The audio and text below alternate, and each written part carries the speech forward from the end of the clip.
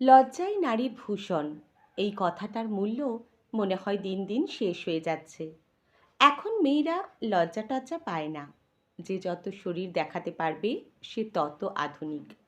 আধুনিক হওয়ার সঙ্গে শরীর দেখানোর কোনো সম্পর্কও নেই কিন্তু। আধুনিক হতে হয় মনে।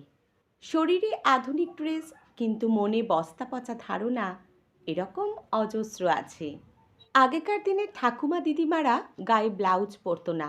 তখন ব্লাউজের চল ছিল না, বা থাকলেও ধনী পরিবারের মহিলারাই তা পরিধান করতেন। গরিব পরিবারের মেয়ে বউরা লজ্জা ঢাকতে খালি গায়েই শাড়ি জড়াতেন। এটা করতে তারা বাধ্য ছিলেন। শখ করে গা খুলে দেখানোর জন্য তারা ব্লাউজ পরতেন না, সেরকম নয়। তখন গরিব বাড়ির মেয়ে বউদের অবস্থা ছিল শোচনীয়। যেখানে ভালো করে খাওয়াই জুটত না, সেখানে ব্লাউজ দিয়ে শাড়ি পরার কথা তারা ভাবতেই পারত না। তবে সেই দিন ক্রমে পার হয়েছে। সুতির ব্লাউজ সহজলভ্য হয়েছে, কিন্তু গা ঢাকা ব্লাউজ পরার ইচ্ছেটা আবার কমতে শুরু করেছে। শুধু শাড়ি পরলেই যে মেয়েদের ভালো দেখতে লাগবে সেটা নয়। মেয়েরা এখন শুধুমাত্র শাড়ি দিয়ে নিজেদেরকে সাজায় না, নিজেদের পছন্দ মতো নিত্য নতুন পোশাক পরছে। যুগের সঙ্গে তাল মিলিয়ে নিজেদেরকে যুগোপযোগী করে তুলেছে। তা বলে শাড়ির মূল্য কি কমে গেছে? না, যায়নি। উল্টে শাড়ির মূল্য দিন দিন বেড়েই চলেছে। মূল্য বলতে শুধু দাম বোঝাচ্ছি না, দেশ ছেড়ে বিদেশেও ছড়িয়ে পড়ছে শাড়ির চাহিদা। যতই হাল ফ্যাশনের জামাকাপড় উঠুক, সেই সব কিছুর ওপর এখনও শাড়িই বসে আছে। আগে মেয়েদের শাড়ি ছাড়া আর পরার মতো কিছু ছিল না, তাই সব জায়গাতেই তাদের শাড়ি পরেই যেতে হয়েছে। সে সমুদ্রে স্নান করতে গেলেও শাড়ি পরতে হয়েছে, পাহাড়ে বেড়াতে গেলেও শাড়ি পরতে হয়েছে। পুজো বাড়িতে শাড়ি, বিয়ে বাড়িতেও শাড়ি, পিকনিক করতে গেলেও শাড়ি, আবার বরের বন্ধুর বাড়িতে গেলেও শাড়ি।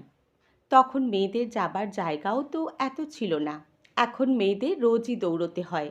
হয় সকাল সকাল অফিস ছুটছে, নয় ছেলে মেয়ের হাত ধরে স্কুলে ছুটছে। হয় অফিস ট্যুরে যেতে হচ্ছে, না হয় বাবা মাকে নিয়ে নার্সিংহোম ঘর দৌড়চ্ছে। এই এত দৌড়াদৌড়ির মধ্যে কি কেউ শাড়ি পরার কথা ভাবতে পারে? যখন বিকল্প ব্যবস্থা আছে, তখন এত ব্যস্ততার মধ্যে আর শাড়ি পরা কেন? তাহলে কি এখন মেয়েরা আর শাড়ি পরে না?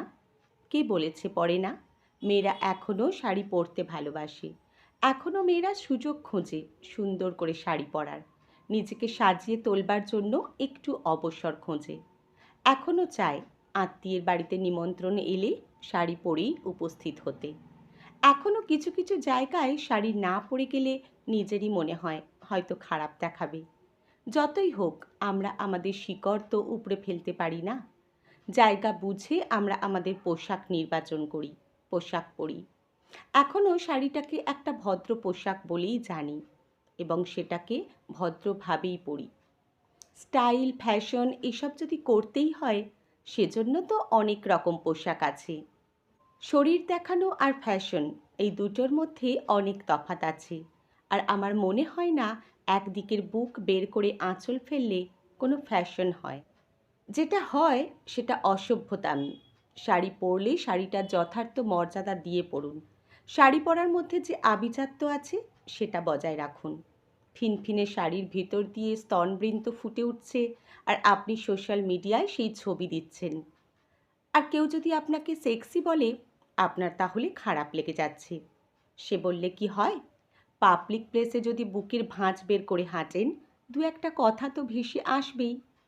সেগুলো হজম করুন। আপনার যেমন বুকের ভাঁজ বের করে রাস্তায় ঘোরার অধিকার আছে, তেমন সেই ব্যক্তিটিরও ইচ্ছে মতো কথা বলার অধিকার আছে। ঠিক কোন জায়গায় কোনটা মানায় সেটা বুঝুন।